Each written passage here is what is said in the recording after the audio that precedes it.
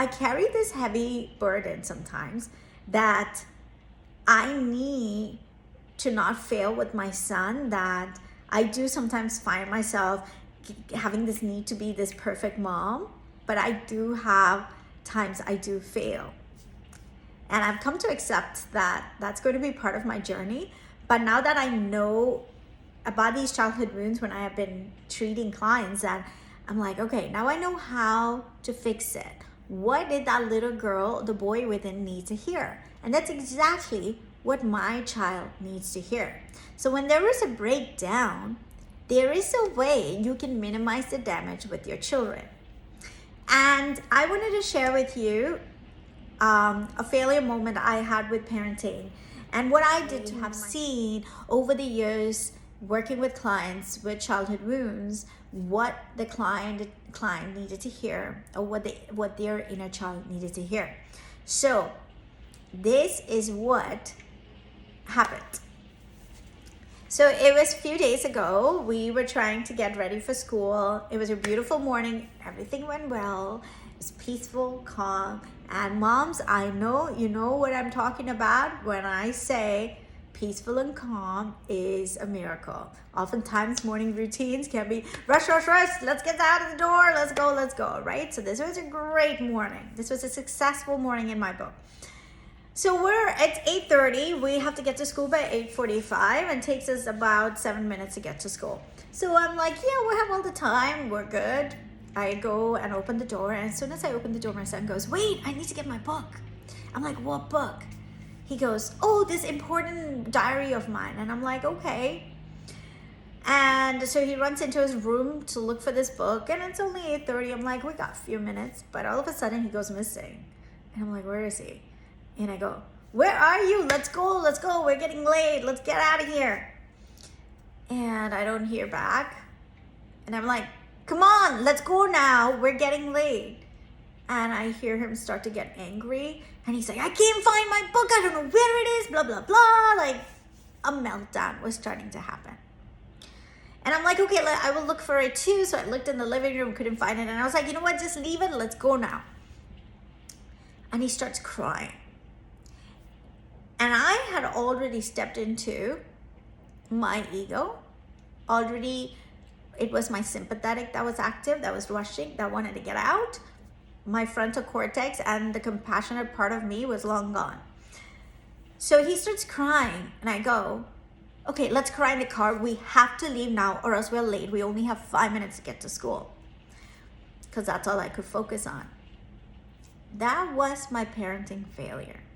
Doing the work I do, let me tell you, every time our kids' emotions and feelings are not acknowledged, and their feelings are made to feel like they don't matter, all this is adding up to be the adult who thinks they don't matter, they don't value, and their coping behaviors can look like them actually having meltdowns as an adult most of the time, losing their cool, getting angry, because deep down they feel like I need to stand up for myself now because I matter.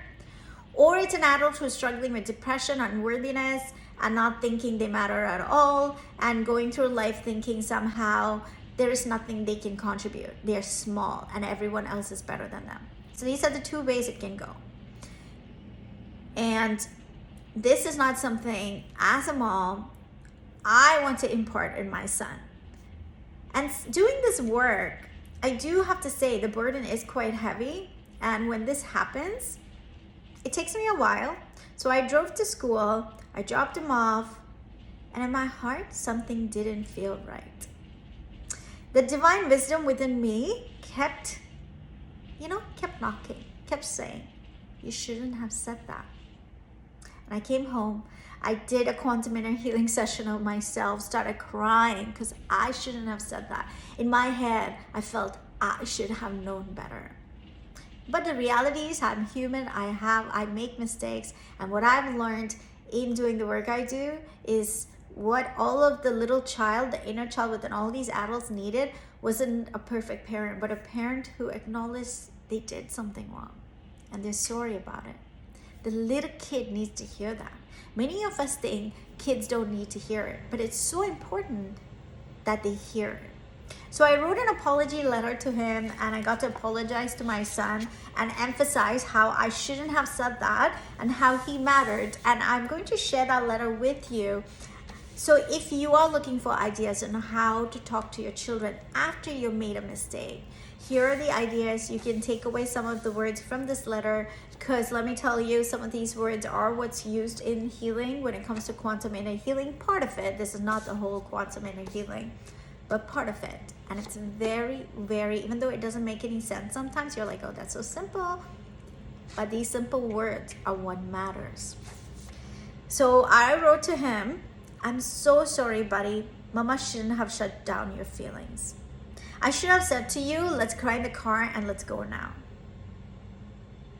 You know what? Your feelings matter. And I would have felt the same way you did if I lost something I value. I would have wanted to find it too.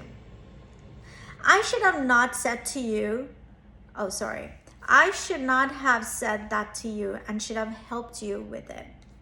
I should have said, we will find it together. But my ego wanted to be the parent that gets you to school on time and not feel like the parent who can't get you to school on time. But the wisdom inside me, the divine love inside me says, it doesn't matter. What matters the most is my relationship with you. Your feelings matter. What you value matters. You matter. I love you, and I'm so sorry for dismissing your feelings and listening to my ego instead of listening to the divine love within. I'm sorry, dude. Please forgive me. Now, the way I have worded, my son understands, because this is a language I've been using for a very long time. So part of his programming already knows what I talk about when I talk about ego, when I talk about the divine self. And so you can word this differently, but if you were looking for ideas on how to apologize to your children, it's very important you put in the words, because what you're doing is planting seeds inside them. So you put in the seeds that they matter, that what they have to say matters, what they feel matters. And then of course you can have the parenting moment where you are explaining to them that, hey, getting to school on time is important. But what I wanted to emphasize the most to my child was my relationship to you or with you and how I make you feel is more important than getting to school on time. You are more important than that to me. So that was the intention behind this letter I wrote, and I hope this gives you some ideas. And the reason I wrote all of this is because, like I like to explain to my clients as well, we all do have an ego self, the primitive brain, whatever you want to call it. And we also have the divine wisdom within us. When we are not rested, when we are rushing through life, when we are sick, oftentimes it's the primitive brain that starts to control you. So when you're hungry, the primitive brain takes over because it's all about survival. And from a place of survival, you're coming into either attacking somebody, so that would look like you getting angry, or you're just leaving the scene. You can't really talk and communicate what you really need. So there's the flight. Or it is people pleasing. You're just doing whatever the other person is saying, even though you don't want to do it, right? So these are some of the things, some of the signs, some of the things you do when you're tired, when you're hungry, when you're rushing through life, when you haven't gotten rest, when you haven't taken care of yourself, when you're burnt out. Now, we all do have a part of us that has that inner guidance, that inner wisdom. Science is showing that our heart has an intuition. But we can't hear it if we allow the ego self or the primitive brain to take over and run the show. So most of us, and again, if you're going deeper into it, you'll also find that what's running the show is also your subconscious programming. You've been programmed by the age of 7. Your parents' beliefs and sometimes their limiting beliefs have now become your programming, or the societal beliefs have become your programming. And you haven't asked yourself, is this programming really serving me right now? If this programming, if you find yourself struggling with a lot of anxiety, a lot of depression, if you find yourself feeling stuck in life, no matter what you do, you still feel like it's not enough, you don't feel you're worthy enough, you don't feel you're doing enough, you don't feel you're good enough, lovable enough, and you find that you struggle with boundaries, you find that you struggle with walking away from situations that are not right for you. All of those things, if those are some of the signs you're seeing, then the programming that you're carrying is not serving you.